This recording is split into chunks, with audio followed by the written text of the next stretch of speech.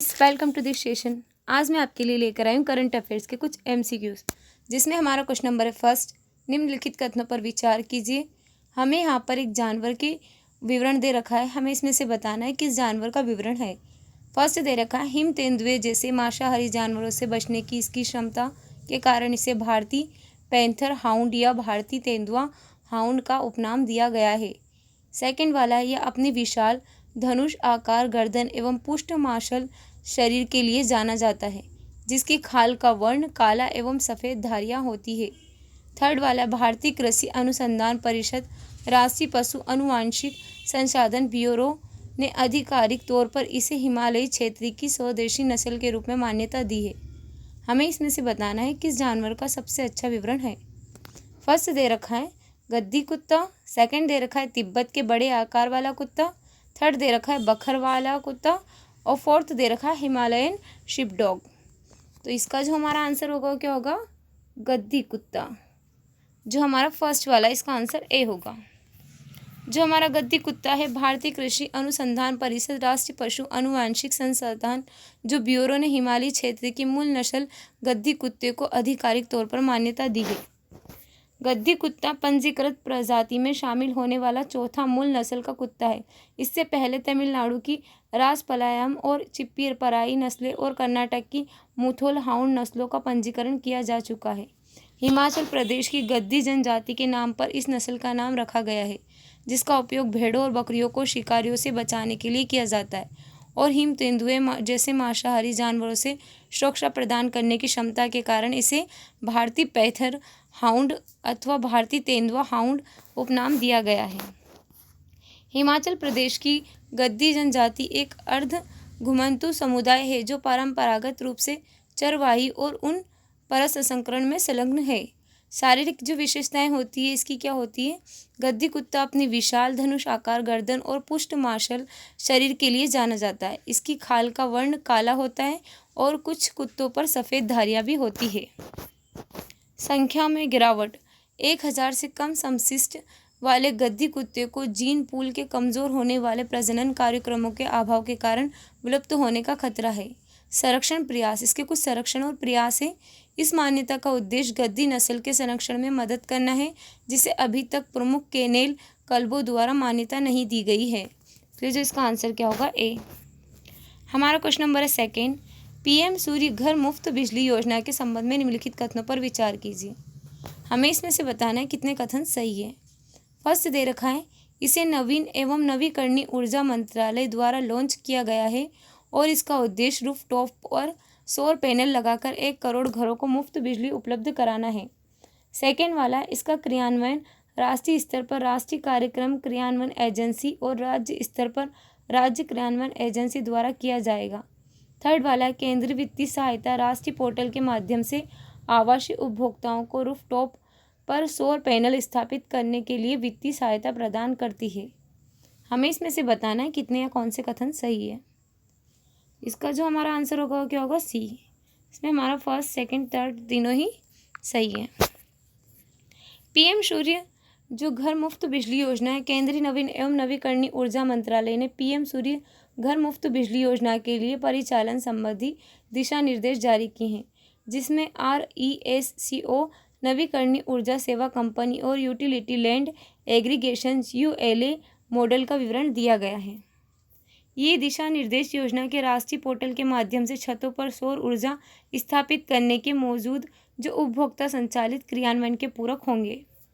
नवीन एवं नवीकरणीय ऊर्जा मंत्रालय MNRE द्वारा फरवरी 2024 में शुरू की गई पीएम सूर्य घर मुफ्त बिजली योजना का उद्देश्य छतों पर सौर पैनल लगाकर 1 करोड़ घरों को मुफ्त बिजली उपलब्ध कराना है। इसलिए हमारा फर्स्ट है वो सही है।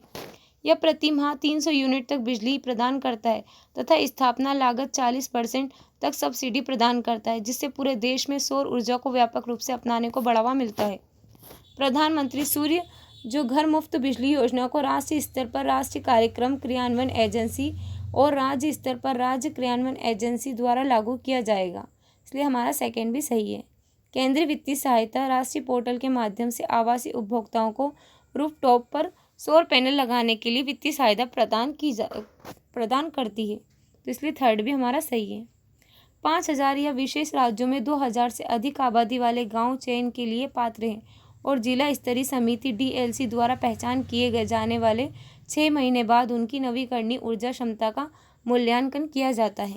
प्रत्येक जिले में सर्वाधिक नवीकरणीय ऊर्जा क्षमता वाले गाँव को 1 करोड़ रुपये की वित्तीय सहायता दी जाती है। हमारा आज का क्वेश्चन है क्वेश्चन नंबर 3। निम्नलिखित कथनों पर विचार कीजिए। फर्स्ट दे रखा हमें खाद्य एवं कृषि संगठन FAO जो संयुक्त राष्ट्र का एक प्रमुख अंग है जो भूखमरी की रोकथाम हेतु अंतर्राष्ट्रीय प्रयासों को नेतृत्व करता है। सेकेंड वाला FAO और WHO द्वारा स्थापित कोडेक्स एलिमेंटेरियस आयोग अंतर्राष्ट्रीय खाद्य मानकों द्वारा निर्धारित करने का कार्य करता है। हमें इसमें से बताना है कितने या कौन से कथन सही है। इसका जो हमारा आंसर है वो क्या होगा?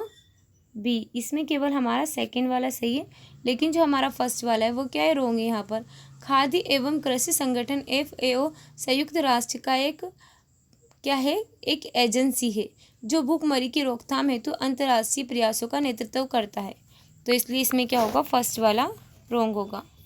खाद्य एवं कृषि संगठन FAO संयुक्त राष्ट्र की एक विशेष एजेंसी है जो भूखमरी की रोकथाम हेतु अंतर्राष्ट्रीय प्रयासों का नेतृत्व करती है। इसलिए हमारा फर्स्ट है वो सही नहीं है। यह रोम इटली में स्थित संयुक्त राष्ट्र खाद्य सहायता संगठनों में से एक है। इसके सहयोगी निकाय विश्व खाद्य कार्यक्रम एवं अंतर्राष्ट्रीय कृषि विकास कोष है। FAO और WHO द्वारा स्थापित कोडेक्स एलिमेंटेरियस आयोग अंतर्राष्ट्रीय खाद्य मानकों को निर्धारित करने का कार्य करता है। यह खाद्य मानकों के विकास में समन्वय स्थापित करने, उपभोक्ता स्वास्थ्य सुरक्षा सुनिश्चित करने तथा वैश्विक खाद्य व्यापार में निष्पक्ष प्रथाओं को बढ़ावा देने में प्रमुख भूमिका निभाता है। Question number 4। कभी कभी समाचारों में देखी जाने वाली वैश्विक जोखिम रिपोर्ट निम्नलिखित में से किस संगठन द्वारा जारी की जाती है? तो हमें इसमें से बताना है किसके द्वारा जारी की जाती है। फर्स्ट है अंतर्राष्ट्रीय मुद्रा कोष IMF, सेकेंड वाला विश्व आर्थिक मंच WEF, थर्ड वाला है विश्व व्यापार संगठन WTO, फोर्थ है विश्व स्वास्थ्य संगठन WHO। हमें इसमें से बताना है किसके द्वारा जारी की जाती है। इसका जो हमारा आंसर होगा क्या होगा? विश्व आर्थिक मंच WEF के द्वारा जारी की जाती है। वैश्विक जोखिम रिपोर्ट विश्व आर्थिक मंच WEF द्वारा जारी की जाती है। 20वीं वैश्विक जोखिम रिपोर्ट 2025 में भारत के संदर्भ में शीर्ष 5 जोखिमों पर प्रकाश डाला गया है, जिनमें जल आपूर्ति की कमी, मिस इन्फॉर्मेशंस, मानव अधिकारों तथा नागरिक स्वतंत्रता का हनन, प्रदूषण, वायु, जल और मृदा तथा श्रम और प्रतिभा की कमी शामिल है। इसलिए इसका आंसर क्या होगा? बी। हमारा क्वेश्चन नंबर है 5। निम्नलिखित कथनों पर विचार कीजिए।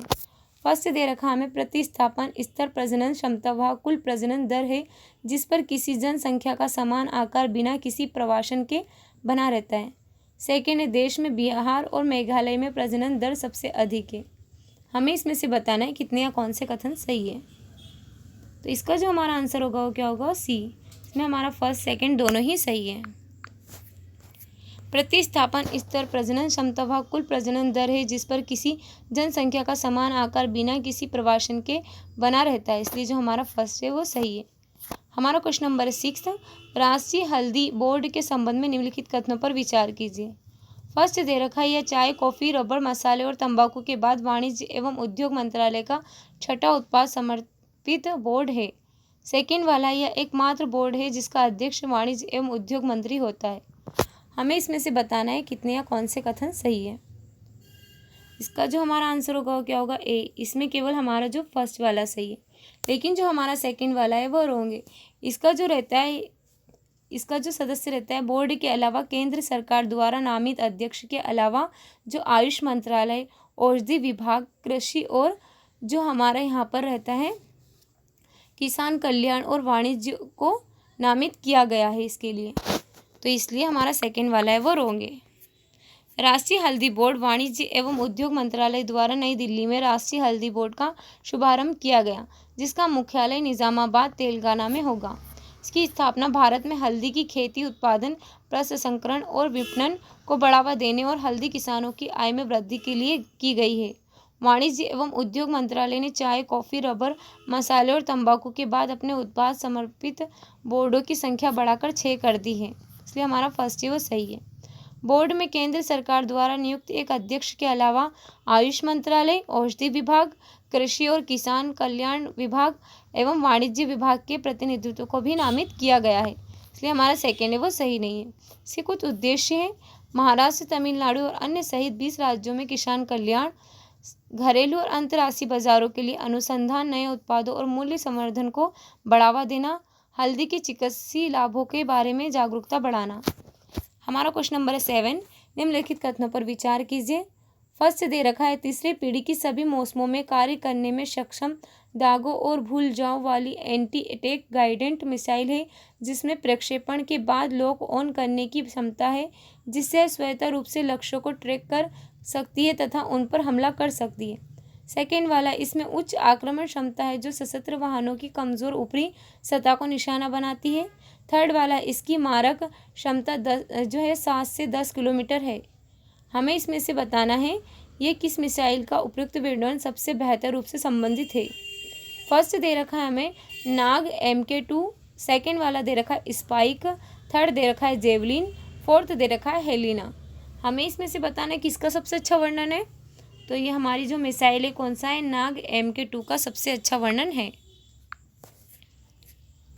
नाग MK2 एंटी टेक गाइडेंट मिसाइल है जो यह तीसरी पीढ़ी की सभी मौसमों में कार्य करने में सक्षम दागों और भूल जाओ वाली एंटी टेक गाइडेंट मिसाइल है, जिसमें प्रक्षेपण के बाद लॉक ऑन करने की क्षमता है, जिससे यह स्वतंत्र रूप से लक्ष्यों को ट्रैक कर सकती है तथा उन पर हमला भी कर सकती है। इसे आधुनिक सशस्त्र वाहनों को बेअसर करने के लिए डिज़ाइन किया गया है, जिसमें विस्फोट प्रतिक्रियाशील कवच वाले वाहन भी शामिल है तथा यह बढ़ी हुई विनाशकारी शक्ति के लिए उच्च विस्फोट एंटी टेक वारहेड का उपयोग करता है। इसकी मारक क्षमता 7 से 10 किलोमीटर है। इससे पूर्व के संस्करण नाग MK1 की रेंज केवल 4 किलोमीटर थी। इसमें उच्च आक्रमण क्षमता है जो सशस्त्र वाहनों को कमज़ोर और ऊपरी सतह को निशाना बनाती है। नाग MK2 को नमिका नाग मिसाइल कैरियर वर्जन 2 द्वारा लॉन्च किया गया है। नमिका एक टैंक रोधी सशस्त्र वाहन या टैंक रोधी वाहन है, जिसका उपयोग भारतीय सेना द्वारा टैंक रोधी मिसाइलों को दागने के लिए किया जाता है। आज का हमारा क्वेश्चन नंबर 8, भारतीय प्लेट के संचालन से संबंधित निम्नलिखित कथनों पर विचार कीजिए। हमें फर्स्ट दे रखा है प्रारंभिक क्रिटेशस काल में भारत अफ्रीका से अलग हो गया था। सेकेंड वाला रियूनियन मेटल पलम ने भारतीय प्लेट को सेशेल्स से अलग कर दिया। थर्ड वाला भारत एशिया टकराव एक जटिल महाद्वीप टकराव है, जिसके परिणाम स्वरूप हिमालय का निर्माण हुआ। हमें इसमें से बताना है कितने या कौन से कथन सही है। तो इसका जो हमारा आंसर होगा वो क्या होगा, बी। इसमें केवल हमारा सेकेंड और थर्ड वाला सही है, लेकिन जो हमारा फर्स्ट वाला है वो रॉन्ग है। जो हमारा यहाँ पर दे रखा है जो प्रारंभिक में क्रिटेशस काल में भारत अफ्रीका से अलग हो गया था, तो नहीं, कब हुआ था, जो हमारा मध्य में जुरासिक काल में भारत अफ्रीका से अलग हो गया था। तो इसलिए जो इसका आंसर हमारा फर्स्ट रॉन्ग होगा। भारतीय प्लेट पैलियोजोइक युग के अंत में दक्षिण अमेरिका, अफ्रीका, अरब, मेडागास्कर, ऑस्ट्रेलिया और अंटार्कटिका के साथ गोंडवाना लैंड का हिस्सा थी, जो ट्राइएसिक काल के अंत में जो 2215 mm में विखंडित होने लगी। भारत मध्य जुरासिक 165 से 150 mm में अफ्रीका से और प्रारंभिक क्रेटेशियस 130 से 120 mm में अंटार्कटिका, ऑस्ट्रेलिया से अलग हुआ। इसलिए जो हमारा फर्स्ट है वो सही नहीं है। रियूनियन पेटल पलम ने भारतीय प्लेट को सेशेल्स से अलग कर दिया, जिससे डेक्कन ट्रैप का निर्माण हुआ। इसलिए हमारा सेकेंड है वो सही है। इयोसीन लगभग 50 से 35 मिलियन वर्ष पूर्व के दौरान भारतीय प्लेट एशियाई प्लेट से टकराई, जिससे हिमालय पर्वत श्रृंखला का निर्माण हुआ और तिब्बती पठार का उत्थान हुआ। इसलिए जो हमारा थर्ड है वो भी सही है। महाद्वीप के इस टकराव के परिणाम स्वरूप विश्व की सबसे बड़ी और सबसे युवा वलित पर्वत पट्टी का निर्माण हुआ, जिसे हिमालय का नाम से जाना जाता है। हमारा क्वेश्चन नंबर है 9, उपभोक्ता मूल्य सूचकांक से संबंधित निम्नलिखित कथनों पर विचार कीजिए। फर्स्ट दे रखा है, यह वर्ष 2011 को आधार वर्ष मानकर वस्तुओं और सेवाओं की टोकरी के आधार पर उपभोक्ताओं की कीमतों में समग्र परिवर्तन को मापता है। सेकेंड वाला, इसे राष्ट्रीय सांख्यिकी कार्यालय द्वारा प्रत्येक वर्ष प्रकाशित किया जाता है। थर्ड वाला, इसका उपयोग महंगाई भत्ते समायोजित करने के लिए किया जाता है। हमें इसमें से बताना है कितने या कौन से कथन सही है। इसका जो हमारा आंसर होगा क्या होगा, ए। इसमें केवल हमारा थर्ड वाला सही है, लेकिन जो हमारा फर्स्ट और सेकंड रॉन्ग है। यह वर्ष 2011 में नहीं, कब, 2012 को आधार मानकर वस्तुओं और सेवाओं की टोकरी के आधार पर उपभोक्ताओं कीमतों में समग्र परिवर्तन को मापता है। और जो हमारा सेकेंड वाला है ये क्या है, इसे राष्ट्रीय सांख्यिकी कार्यक्रम क्रियान्वयन मंत्रालय द्वारा प्रत्येक वर्ष के लिए इनकम मासिक रूप में प्रकाशित किया जाता है, न कि वर्ष में। तो इसलिए इसका आंसर क्या होगा, ए। उपभोक्ता मूल्य सूचकांक CPI वर्ष 2012 को आधार मानकर वस्तुओं और सेवाओं की प्रतिनिधि टोकरी का उपयोग करके समय के साथ उपभोक्ता की कीमतों में परिवर्तन को मापता है। इसलिए हमारा फर्स्ट है वो सही नहीं है। इस टोकरी में भोजन, कपड़े, परिवहन, चिकित्सा देखभाल, विद्युत और शिक्षा जैसी वस्तुएं शामिल है। इसे सांख्यिकी और कार्यक्रम क्रियान्वयन मंत्रालय के तहत राष्ट्रीय सांख्यिकी कार्यालय द्वारा मासिक रूप से प्रकाशित किया जाता है। इसलिए जो हमारा सेकेंड है वो भी सही नहीं है। CPI मूल्य स्थिरता की निगरानी, महंगाई भत्ते को समायोजित करने और जीवन यापन की लागत, क्रय शक्ति और मुद्रास्फीति का आकलन करने का कार्य करता है। इसलिए जो हमारा थर्ड है वो सही है। इसकी गणना चालू वर्ष में वस्तुओं की एक निश्चित टोकरी की लागत की आधार वर्ष से तुलना करके तथा उसे 100 से गुना करके की जाती है। आज का हमारा लास्ट क्वेश्चन है क्वेश्चन नंबर 10। निम्नलिखित विशेषताओं पर विचार कीजिए।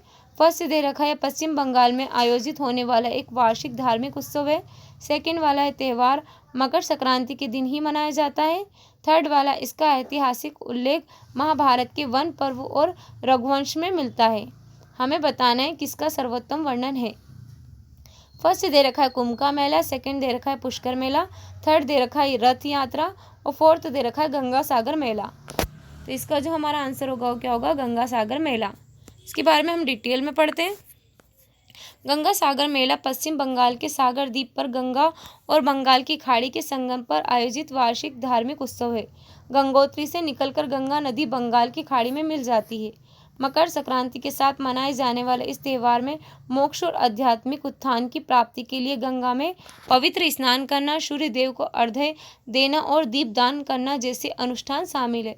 इसे कुंभ मेले के बाद भारत में दूसरा सबसे बड़ा धार्मिक आयोजन माना जाता है। इस मेले का ऐतिहासिक उल्लेख महाभारत के वन पर्व और रघुवंश कालिदास द्वारा में मिलता है, जिसमें तीर्थ यात्रा के 1500 से 2000 ईसा पूर्व के प्रमाण मिलते तथा यह ऋषि कपिल मुनि एवं पाल वंश के राजा देवपाल से संबंधित है। आज के लिए इतना ही रखते हैं। उम्मीद है जो आज का हमारा सेशन है आपको अच्छा लगा। अगर आपको हमारा सेशन अच्छा लगा है तो इसी की तरह के अपडेट के लिए हमारे चैनल को सब्सक्राइब करें और बेल आइकन को दबाना ना भूलें। Okay, thank you so much.